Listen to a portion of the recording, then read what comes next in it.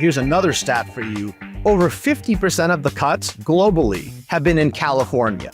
And so California AAA is like the epicenter of the difficulty. It may be that if you want to stay in the industry, being open to going to some of these other places like China, like Japan, not forever, but for some amount of time, that's going to become a larger and larger part of the equation. And now for a sponsored message from Keyword Studios. Passionate fandoms are the bedrock of a successful video game franchise, and our friends at Keyword Studios have a mission to cultivate that fandom. Keyword Studios' marketing services bring together expertise in research, strategy, creative production, social media, PR, and community management to help you build your audience and connect with your fans. These marketing services bring together award-winning marketing agencies, including trailer production studios, PR specialists, and social media and community experts. With teams in North America, Europe, and Asia, Keyword supports video game marketers across the globe to produce campaigns for gaming's biggest titles. They may be marketers, but they're gamers first. And for nearly 2 decades, they've been putting their love of video games into everything they do, helping marketers connect with their fans. From indie to AAA and from mobile to PC to console, Keyword supports studios with marketing services across the entire lifecycle of their game. To learn more, visit www.keywordstudios.com. Now, back to the show. Hello and welcome to the Game Business Show. The dominant story in the video game business over the past 3 years has surrounded the games industry's sudden and violent retraction, resulting in tens of thousands of job losses across the business. We've covered many of the reasons as to why this has happened on the game business, but we've not really delved into the human costs on those who are working within the business. So I'm delighted to be speaking to someone who has won awards for his selfless efforts into supporting people in the video games industry who are struggling to find work and looking for work in this industry. Amir Satvat is the Business Development Director at Tencent, but he's best known for the Amir Satvat Games community, which is the biggest dedicated games, jobs, resources and communities out there. And it's entirely free. He picked up the inaugural Game Changer Award at the Game Awards last year, and he's with us right now. Hello, Amir. Welcome to the show. Thank you so much, Chris. Thank you for the warm introduction. And I really appreciate that this is a topic, as with so many important topics, you're giving a spotlight to. This will be fun and important. Fun is interesting. we'll see. But well, the lighter parts at the end, of course. Yeah. Hopefully there's some light in this. Yeah. There's probably some people listening to this that don't know your story, don't know what this is all about. So, I mean, I could recap it a little bit. I mentioned it a little bit in the intro, but why don't you tell us, what your role has been in sort of helping people find jobs in the industry over the last 3 years, nearly 3 years? Yeah, that's right. It'll be 3 years in November. I mean, in very brief, it's a very interesting and unconventional story. So for those who don't know me, I didn't get my start in the games business until I was 38 years old, almost entirely because of location. I come from a very tight-knit Persian family that lives on the east side of the United States, and so I didn't want to move for roles. And so because of that, it didn't happen until I could find a remote role in the industry, which was with Amazon Games, in my late 30s. The reason that's relevant is, in addition to just caring about other people and kind of the skills I brought to the table, I know what it was like going through multiple decades of feeling like, or literally not knowing anybody in the industry, not having support, trying to figure out how to put those beats together on my own.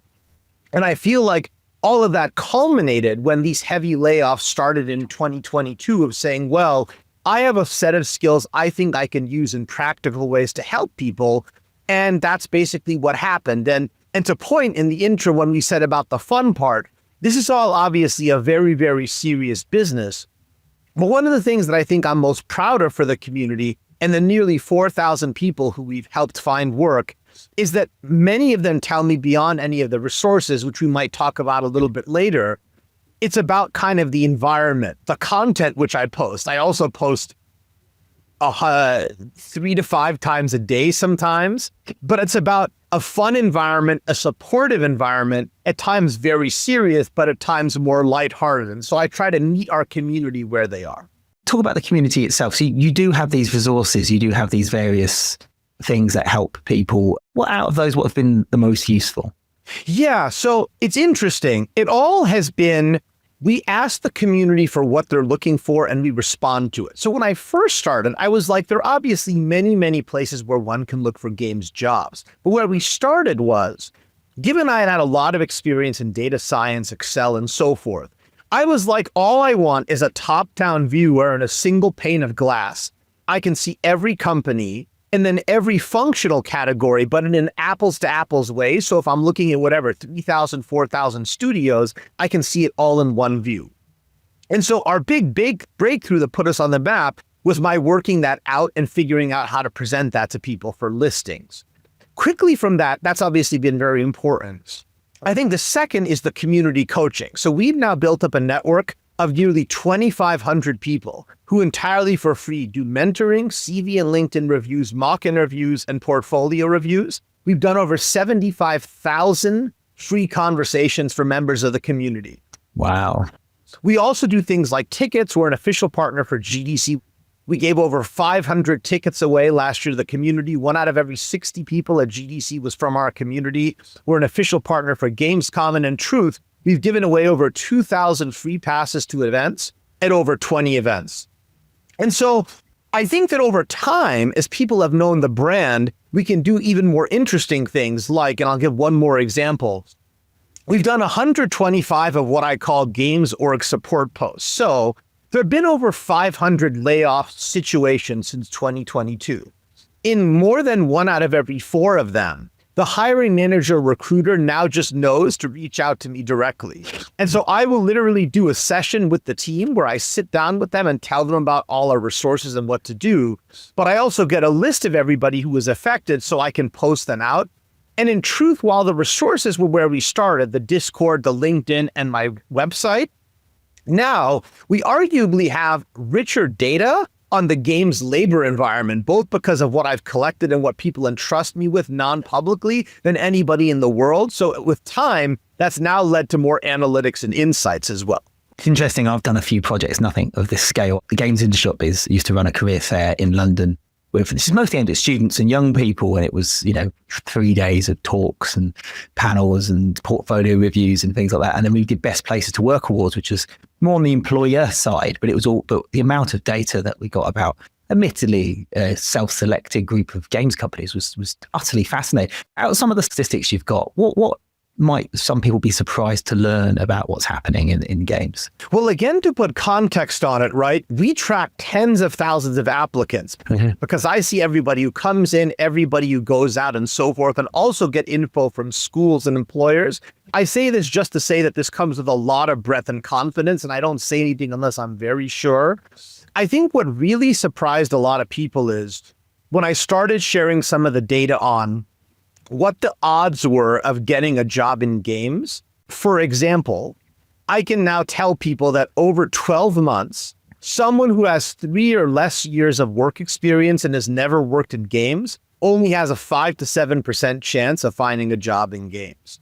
For everybody, that number is about 15%, and for veterans, it's like 30 to 35%. The other thing is I'm very passionate about the topic of ageism.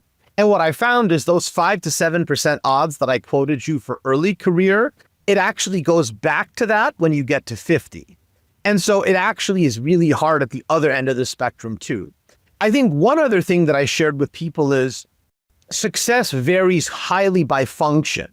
So for example, the easiest job of the 20 functional categories that I track to get a job in games is in engineering and programming. If you're someone who's in game design, your odds are about 9 times tougher. If you're someone who's in writing or narrative, your odds are 22 times tougher. And I guess just one more is, I recently spent a lot of time looking at location, both in terms of where jobs are open and where layoffs are. And so another interesting stat is over 70%, in some years 75% of the layoffs have been in North America. North America used to have 30, 35, 40% of the open roles. That number is now down to 25. And so really, overall employment in the industry has actually increased since pre-COVID. But if you're in North America in a AAA studio, you're like, what are you talking about? Like the workforce is cut by 15 to 20%. Versus if you're in Asia in a studio or in a co-dev or ex-dev or in a general studio, you're like, what are they talking about? You've seen an increase in jobs. That's interesting. I did actually wonder, we were talking before, if the net gain in jobs was up or down. We had that splurge of everyone hiring loads of people around with all that COVID money, and then it's gone the other way. And you're saying there is, but in different markets, it's a different story. It's highly uneven. It's uneven by geography. It's uneven by function. It's uneven by studio size and so forth. But yes, the COVID pickup was very large. And so we are above it. But my estimate is that in the hardest hit area, which is North America, and here's another stat for you, over 50% of the cuts globally have been in California. And so California AAA is like the epicenter of the difficulty. We had Rue Weresaria, who used to run Ready at Dawn. Ready at Dawn was a Californian studio closed down by Meta. He's now opened a new studio in the south of France. And I asked, a question I asked him was the south of France appealing because it wasn't California? And he went, yes, right. It was just very honest about it. It's very expensive to make games in California. And interestingly, Rue Weresaria is a great example of this because the studio he's forming he's already planning for it to be smaller than the previous studios. And in fact, a lot of the new studios that are emerging are all looking at becoming smaller outfits than perhaps where those people who are forming it were previously. So therefore, I'm just seeing that there's clearly not enough jobs for everybody, and that isn't likely to change in the near future. So what do you say to people? What advice do you give to people when they're fighting in a smaller pool of roles? It's very hard, right? It's easy for me to say to someone, listen, I'm as passionate about games as you are, but I also am a person with a heart and a head. And I know that it is different for me to say that to someone else as someone who's worked in, for me, banking, tech, healthcare has moved around a bit, although all in BD and strategy, versus talking to someone who's like a 20-year lifer of the industry and has never known anything else. But what I tell people two or three things. The first thing is that there is opportunity, but it's all going to increasingly become about flexibility. As we mentioned, we know 75% of the roles are not in North America. And so if you're not in North America, Western Europe, which is another big hiring concentration area, it may be that if you want to stay in the industry, being open to going to some of these other places like China, like Japan, not forever, but for some amount of time, that's going to become a larger and larger part of the equation. We know remote employment has fallen from 25-30% to like 12 to 15%. So increasingly another location factor. A second thing is I've been pushing a lot with the schools and also with our community. I called it Project Reality, which is getting games people to focus on looking for non-games roles. So I can tell you for the placements for our community, I actually think about people kind of like concentric circles. Are they one circle away from games or like two circles or even three circles away? So one circle away would be, well, you were at Amazon in the studio, now you're at like Prime Video. Two circles would be you walk even further away from that. We now have more placements for our community in non-games than in games. And we even now have an appreciable number of people who are even going two concentric circles outside. And so what I tell people is, look at any organization, people who are talking about games and helping people in games, they put 95% of the effort or more into helping gamers find games jobs. But as I just told you, we know 85% of those people are going to have to find non-games jobs. So it's been a slow, empathetic process of trying to get people to understand that they simply have to look at other stuff. It's just mathematically not possible otherwise. Not forever, but for some amount of time. Yeah. Here's a question that a lot of people in the industry talk about this. I've not seen any actual data or evidence of this happening, of the industry moving to a freelance model, looking at the movie industry where everyone's hired in on contractors and that kind of stuff. Do you have any evidence of there being a growth in that area? I did a very detailed analysis of freelance and contract work because it was of interest for our community. It might surprise you to learn that the percentage of roles that are open roles that are freelance and contract has actually gone down since 2022. Now, I don't know if necessarily there's things that I can't see or I can't observe, but I can tell you for open roles, that is not a phenomenon. What I have noted is a lot of the full-time roles are now requiring wider span. So you see a lot more of these fractional CFOs, CMOs, et cetera, at more senior levels. At more junior levels, there's more of a phenomenon of asking people to do more. So you might be like in part of the game design, but you're also helping with part of the writing and narrative. So I think the full-time breakdown of work seems to be remaining similar, but I think we are asking candidates to do more. That's interesting. But you did comment on when you talked about China earlier. There are a lot of these work for hire studios, co-development studios, development services outfits. And when I say this, there've been cuts at Sumo, there've been cuts the other day at Virtuous. So, but is that a space that's proving to be more popular? Because obviously as companies are sort of contracted and they start using outsourced groups. Yes. So I would say definitely those types of co-dev, ex-dev environments are one of the spots that, despite some of the cuts, have seen growth. I think they're attractive for a variety of reasons and have become a larger percentage of the headcount on average on teams. I would say in terms of kind of the playbook of what companies are doing, to what you were saying earlier, I think one of them is geographic shifting because of big cost differences, in some case 4x or bigger differences between LA and places like China or Eastern Europe. I think the second one is these co-dev and ex-dev places. The third, which is of course a big question mark, as you and I know, is AI. And then I think a fourth one is just contemplating just different game types entirely in terms of shorter or less expensive development. Let's talk about AI then. Is it a threat? I think it is. I don't know to what extent. It's very hard to know. I'm not a technical expert on AI. I try to be a thoughtful person and to see what I'm seeing in maybe the unique way I can with the community of like, what is the growth of it in terms of roles? If you look at roles that actually have like AI in the title, like this is like an AI engineering or AI art role or something, or it appears heavily in the job description, I think I looked at that and I found that it had grown, but it had grown like modestly from like 3 to 6% of roles. But of course, it is reasonable to believe that for many more roles than that, people are being asked based upon what I'm hearing anecdotally. I don't have stronger data to say anything more than this for now. That like, oh yeah, like the expectation that you're going to experiment with this and it's going to be part of the skill set we expect, that is becoming more and more and more common in opportunities that I'm hearing about. What worried me initially about AI is that the talk initially was about how it was making those smaller jobs, those sort of more laborious jobs, AI can speed those up or even eliminate them. But that used to worry me because when okay, we're going back a bit now. When I started in games journalism, my job was to do the release schedule. My job was to write up a little blurb on an accessory that was coming out into the market, right? This is how I learned. This is how I learned the industry. It's how I learned how to string a sentence together. This is how I made contacts. I didn't come out of university with all the skills I needed. I started on a bottom rung. And my worry about AI initially was the elimination of the bottom rung. That was my concern, because if you're going to get rid of the jobs that are a little bit more manual and those are just often, games testing, right? It's a big one. You can see King and stuff moving away from, well, I'm not saying they don't use game testers, but they're using AI to help test their new levels.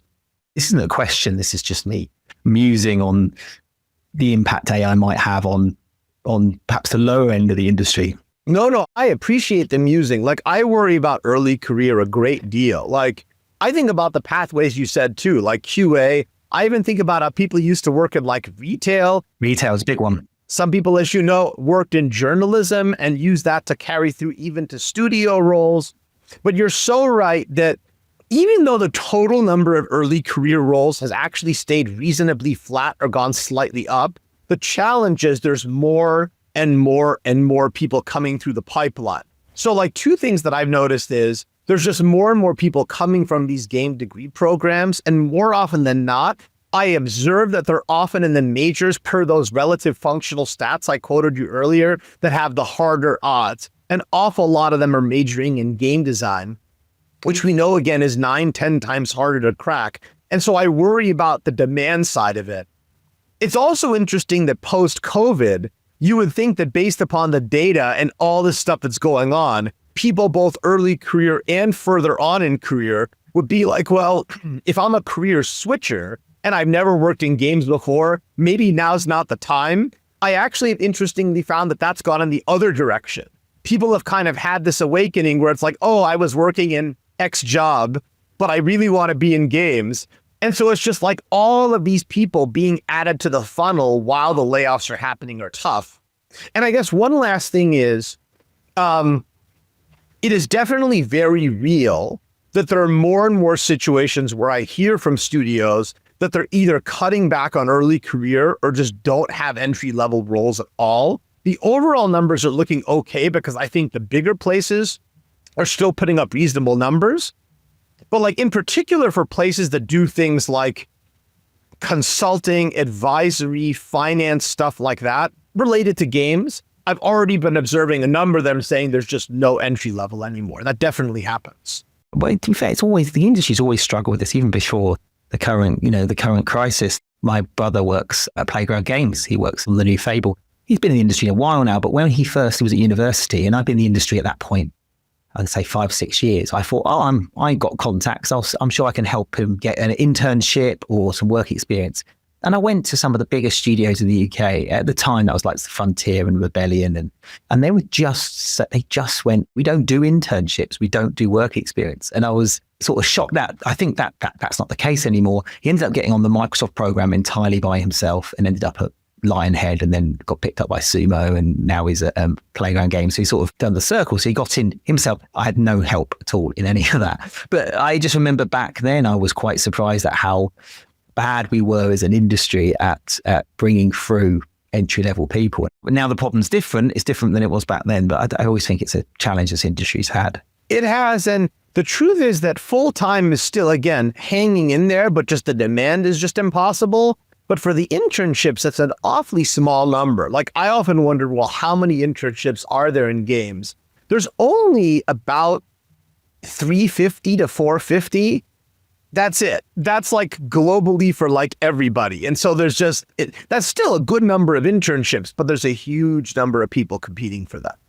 The problem is, we always talk about the diversity problem in video games. I take quite a pragmatic view on this, in that the only way that's really going to be solved is through education. It's through going to young people, making it seem like an industry that isn't just trying to develop the people that way. And if we're not having any entry-level jobs, I worry what that's going to do to that ongoing objective of trying to broaden out not just our workforce, but in by doing that, broadening out our games and broadening out the industry. And it's not really a question either. Hey, you're hitting all the notes that resonate with me, Chris. Like all of these things are top of mind concerns for me all the time. Diversity, ageism, even like giving people who aren't lifers a chance like me, right? Like I don't have to tell you how hard it was to break in at 38 with like no prior experience. Yeah, I feel like we could take our pick, and it's like just the harder things get and the more people there are in the funnel, each of these things becomes harder to manage. Absolutely. Is there anything positive happening? Yeah. So, the other day, I actually made a post talking about, for all the really tough things that we talk about all the time, what the encouraging notes are. And I said, one, the games market is absolutely growing and has a lot of room to grow. I really think it's going to be the dominant interactive and entertainment medium of the next century. I have no doubts about that, unless something significant changes. It's very encouraging that indies, which used to be only 10 to 20% of the top 25 Metacritic games 20 or 30 years ago, are now perennially 50 to 70% of the top Metacritic games. I feel like it is easier than ever to self-start, to self-publish, to make your own game, to make your own mods, to learn what to do. And so we could pick a whole bunch of different things. I feel like everything is growing, everything is more open, and people still love games. But I think it just takes a very different entrepreneurial skill set to take that on. I feel like if what you're looking for is the 20-year AAA standard functional gig in one location, that's going to be an expectation set that's hard to meet increasingly and may disappoint. But I feel like if you kind of go into it open, it's still very, very tough, but there are opportunities that didn't exist before. It's interesting about the AI thing. My wife's cousin, I saw him at Christmas. He's a 12-year-old. He showed me a game that he'd made, and I was really impressed with it. He's a programmer. And don't get me wrong, it was clearly a 12-year-old, it was not going to win any awards or make any money, but I thought I was impressed. Oh, I could never have done that when I was 12 years old. But what was impressed me was it had artwork in it, and it had all the sort of things. So I asked if he had a team of people doing it, but that was all AI, because he could do the programming bit, but he obviously not an artist, so he used AI to sort of just plug those things. And as much as we can fear AI, I do think perhaps that's where, when people are trying to learn the skills and develop their own, entrepreneurial. It's that the ability to be able to, realize what you're doing. Maybe, I don't know. But I wasn't quite sure whether to be impressed or terrified by that. It's a little bit of both. And look, like, it's tough for me because of my personal beliefs, but also like both our games community with a big C and our community with a little c. I'm very protective of things like generative AI and people within our space and all of that type of stuff. Where I've kind of landed, which is what I sincerely believe is, I am not like a pro AI person, but out of pragmatism, this old thing that I'm sure you've heard many people say, that it's like, well, one of the things you shouldn't be afraid of is AI taking your job, but someone else using AI taking your job over you. I've been trying to encourage the community to at least understand what these things are, to be prepared. But I also am empathetic that for some in the community, this is like so abhorrent that even talking about it or engaging with it as a non-starter. I don't quite share that view, because from my perspective, the most important thing to me is keeping our community employed, which is why I think they should at least know what the tools are. Yeah. But I can understand that some would criticize me for saying, oh, Amir, even that's the wrong view. Like, it should just be opposition the whole way. The amount of journalists that use AI transcription tools, these things aren't as good as doing it by hand, but it enables these people to move faster, write more. And that's where I think they'll end up getting an edge over other people, not because they're better. They might be just as good, but they're able to move a little faster because they've got some tools. I think I might agree with you. Is there anything more that games companies could be doing or should be doing to sort of support your community and just the games community, small c, generally? As silly as it sounds, it's certainly not silly to me. I just think quite simply, just being engaged is really important. But I want to be very specific about what I mean by that. One of the things that's super interesting is I looked at our community in terms of, we get 500,000 unique monthly users, roughly. Wow. We've had 5 million plus unique users lifetime. And I look at that data all the time for like, who are these people? We cover probably a gamut over the course of a year of, to the best of my estimate, 70 to 80% of the industry. And our two biggest experience demographics are entry-level people and executive-level people. And of course, we cover everybody in between. But what's interesting is the entry-level people, and certainly the people at any level who are looking for work, are very visible. I see them at events, they engage with content, they talk to me and so forth. The executive people are much less visible, with notable exceptions. And so what I tell people is, it is really important to me that leadership level people, C-level people, even one level below that, VP plus level people, they engage with our community too. And in the worst case scenario, that they engage at all. And I tell senior people, respectfully, I think it's a fail if your organization has a layoff. I know your talent team. I know all the game directors. I know everybody on your staff. Everybody knows me. And then I run into the SVP and they're like, who are you? Like, that should not be happening. Like, if you care about your staff, you need to care about their whole journey from you hire them, they're laid off, what support are they getting, what happened. So I would say my biggest ask of everybody is, just engage with us and know who in the world I and our community even are. That's like step one before we talk about anything else. Like, we even have a page on our site, which is like how you can help, where we outline 16, 17 self-service ways. But like, that first step is the most important part to me. One of the positives of the gold rush, everyone's rushing in, everyone's launching new teams and opening new studios and expanding their existing teams, is that everyone was fighting for staff. We saw a real increase in benefits, in pay, in extra time off and days off and duvet days and all these things that were really, really good. And all these companies were competing with each other and raising the bar. Are you seeing companies rein a bit of that back in as a result of the current situation where the demand for jobs is higher than the availability? Yes. So I heard two different points in there. One is about pay and the other is about remote. For remote, as mentioned, that absolutely is being reined in. So I started tracking these stats in mid-2022. Back then, it was like, remote was 25-30% of total open jobs.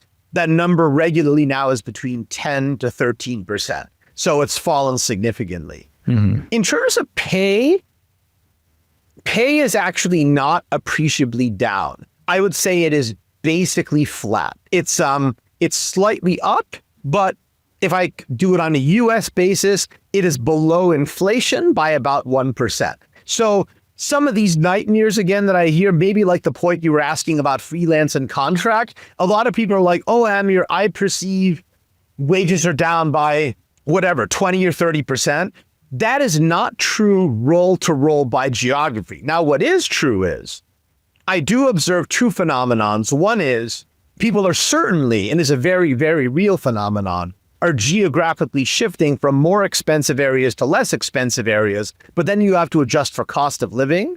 You do observe that sometimes people eliminate a role and then they reopen the role. I don't have enough data to say this statistically, but anecdotally, I have observed that sometimes a role reopens and magically the new role is at a lower pay level than the one that existed before. What is there any impact of the sort of rise of unionization in video games, particularly in the US anyway?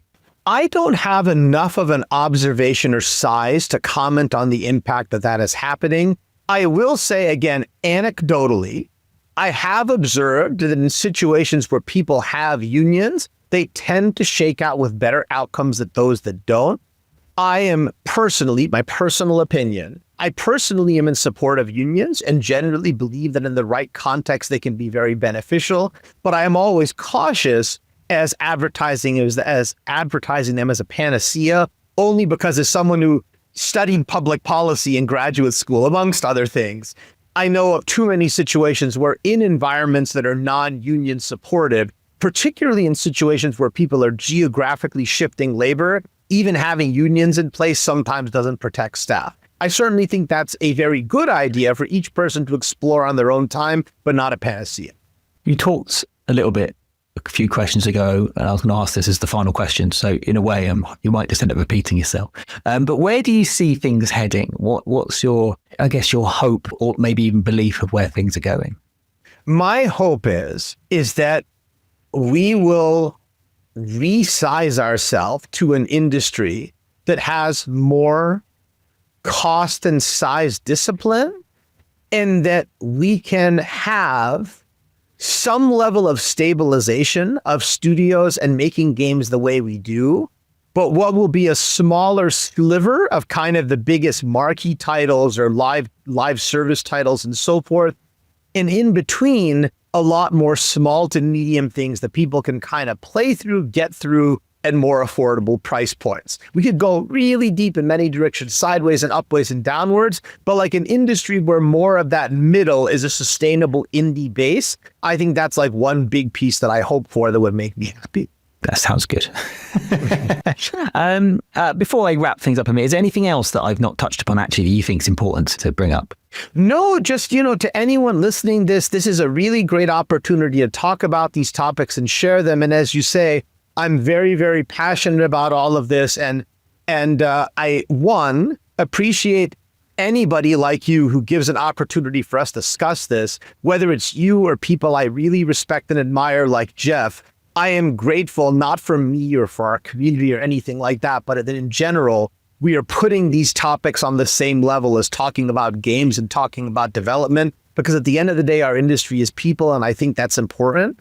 The second thing that I just want to say is, I started this community from nothing 3 years ago. I think I'm a reasonably capable person, but I had no connections in the industry and I don't have any magic spells or anything like this that others don't. And so I hope my story and what we've done with the community gives other people confidence that if they want to do something to have an impact on others, it honestly just takes caring and a little bit of effort. This industry is about people. And I think we can get excited by technology and excited by all different trends and games, but it's always been built on people. A lot of people put Nintendo on a pedestal, and I'm very mindful of not doing that. I'm not talking about that famous Iwata quote when he talked about not laying people off because, it would impact morale. It's a good one.